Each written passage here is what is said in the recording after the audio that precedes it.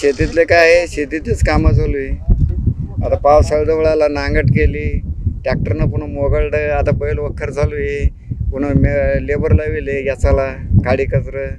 आता पाणी पावसाची वाट पाहणं चालू आहे. आता 10 तारखेला पाणी सांगितलेलं आहे. पाणी आल्यानंतर कोणती पिकं लावणार? आता पाणी आल्याच्या सरकी लावणार, सरकी सोयाबीन. मिळालं का बियाणं? मिळालं बियाणं आता भेटेन. आता आणलं, घेतलं नाही अजून, घ्यायचंच आहे. पाणी पाऊस पडला की नगद दुकानातून आणायचं आणि लावायचं. कोणकोणती शेती कामं बाकी आपल्याला?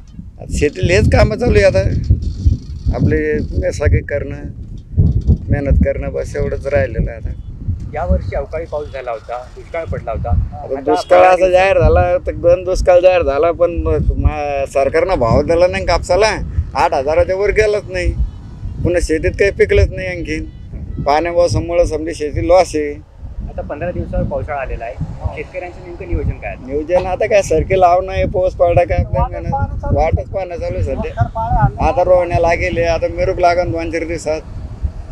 मिरगात पेर व्हायला पाहिजे. शेतकऱ्याचं म्हणणं असं आहे, पाऊस पडला तर शेतकरी मिरगातच पेर करतो, आणि ती मिरगात पेर झाली तर ते सक्सेस होतं. नाही तर मग काय, आता मृगाची वाट पाहणं चालू. हा, मिरगाची वाट पाहणं चालू. नांगाट झालेली आहे, ट्रॅक्टरनं आणलं, वखर चालू आहे, बाया चालू आहे. अजून काय काम बाकी आहे? आता काय तुम्ही दिसतं तर फुली पाडायचं काम राहिलं. आणि पावसाची वाट हा पाहायची. बस. काय पावसाचं नाही, पाऊस कधी येईल असं वाटतं तुम्हाला? पावसाचं आता सांगितलं 10 तारखेला. काय मृगाची वाट पाहणं चालू आहे? हो, मग मृग सुरू झाल्यानंतर काय लावणी करणार आहे? सरकी लावणार.